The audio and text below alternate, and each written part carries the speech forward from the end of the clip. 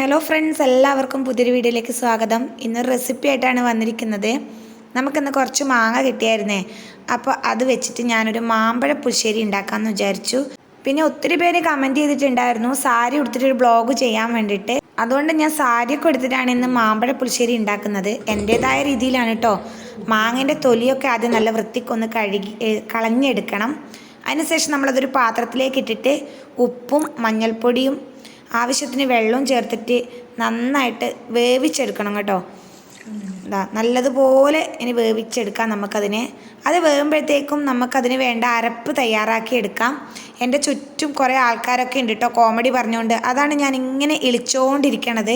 നമ്മുടെ മാങ്ങയൊക്കെ നല്ലതുപോലെ വെന്ത് വരുമ്പോഴത്തേക്കും ഞാൻ തേങ്ങ ചിരവി വെച്ചിട്ടുണ്ട്. ഇനി നമുക്ക് ആ തേങ്ങയിലേക്ക് കുറച്ച് വറ്റൽമുളക് ചുട്ടിട്ട് ചേർത്ത് കൊടുക്കാം കേട്ടോ. പല ആൾക്കാർ പച്ചമുളകാണ് ചേർത്ത് കൊടുക്കുന്നത്, പക്ഷെ ഞാൻ ഇങ്ങനെയാണ് കേട്ടോ ഉണ്ടാക്കുന്നത്. ഇതുപോലെ ഉണ്ടാക്കിയില്ലെങ്കിൽ എല്ലാവരും ഒന്ന് ട്രൈ ചെയ്തിട്ട് ഫീഡ്ബാക്കൊക്കെ അറിയിക്കണേ. അപ്പം നമ്മളിതാ വറ്റൽമുളകൊക്കെ ഞാൻ ഗ്യാസിൽ വെച്ചിട്ടാണ് ചുട്ടെടുക്കണത്. ചുട്ടെടുത്താൽ നല്ലൊരു സ്മെല്ലാണ് കേട്ടോ ഇതിന്. അതിനുശേഷം അതിലേക്ക് കുറച്ച് ജീരകം ഇട്ട് കൊടുക്കാം.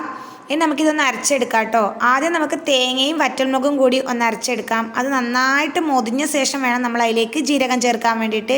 അതൊന്നിച്ചിട്ട ജീരകം നല്ലതുപോലെ അരഞ്ഞു പോവും, അപ്പോൾ അതിന് സ്മെല്ല് കിട്ടത്തില്ല കേട്ടോ.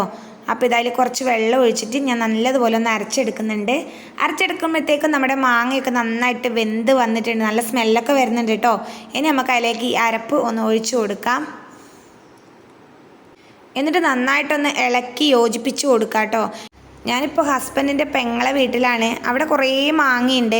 അപ്പം മാങ്ങ വെച്ചിട്ട് എന്തൊക്കെയോ പരീക്ഷണങ്ങളാണ് ഇവിടെ ഇപ്പം നടത്തിക്കൊണ്ടിരിക്കണത്. അപ്പം ഞാൻ വിചാരിച്ചൊരു മാമ്പഴ പുളിശ്ശേരി ഉണ്ടാക്കാമെന്ന്.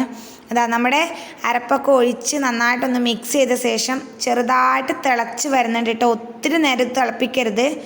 ഇത്തിരി തിളച്ച ശേഷം അത് ഓഫ് ചെയ്തിട്ട് ഞാൻ അതിലേക്ക് തൈര് ഒഴിച്ചു കൊടുക്കുന്നുണ്ട്. ചില ആൾക്കാർ ഓഫ് ചെയ്യാതെ ഒഴിച്ചു കൊടുക്കുന്നുണ്ട് കേട്ടോ. ഞാൻ ഓഫ് ചെയ്ത ശേഷമാണ് ഒഴിച്ചു കൊടുത്തത്. ഞാൻ അങ്ങനെയാണ് മോരുകറി വെക്കുമ്പോഴും അങ്ങനെയാണ് ചെയ്യാറുള്ളത്. അതിനുശേഷം നമുക്കതിനെ വറവിടാൻ വേണ്ടിയിട്ട് ഒരു ചട്ടി വെച്ച് കൊടുത്തിട്ടുണ്ട്. ചട്ടി ചൂടായ ശേഷം അതിലേക്ക് വെളിച്ചെണ്ണ ഒഴിച്ചു കൊടുത്തു. പിന്നെ നമ്മൾ കടുക് ഇട്ട് കൊടുത്തു. കടുകൊന്ന് പൊട്ടിയ ശേഷം വറ്റൽമുളകും കറിവേപ്പിലയും കൂടി ഇട്ട് കൊടുക്കാൻ വേണ്ടി. വറ്റൽമുളക് എടുക്കാൻ മറന്നു കേട്ടോ. അതാണ് കറിവേപ്പില വെച്ചിട്ട് ഈ ഡാൻസ് കളിച്ചുകൊണ്ടിരിക്കണത്. അപ്പോഴത്തേക്കും വറ്റൽമുളക് കൊണ്ടുവന്നു. അങ്ങനെ അതും കൂടി ഇട്ട് കറിവേപ്പില ഇട്ട് മാമ്പഴ പുളിശ്ശേരിയിലേക്ക് ഇട്ട് കൊടുത്തിട്ടുണ്ട്. ഇപ്പോൾ നമ്മളെ മാമ്പഴ പുളിശ്ശേരി റെഡിയായി. പെട്ടെന്ന് ഈസി ആയിട്ട് ഉണ്ടാക്കിയെടുക്കാൻ പറ്റിയ റെസിപ്പിയാണ്. എല്ലാവരും ട്രൈ ചെയ്തിട്ട് ഫീഡ്ബാക്ക് അറിയിക്കുക. വീഡിയോ ഇഷ്ടപ്പെട്ടാൽ ലൈക്ക് ചെയ്യണേ.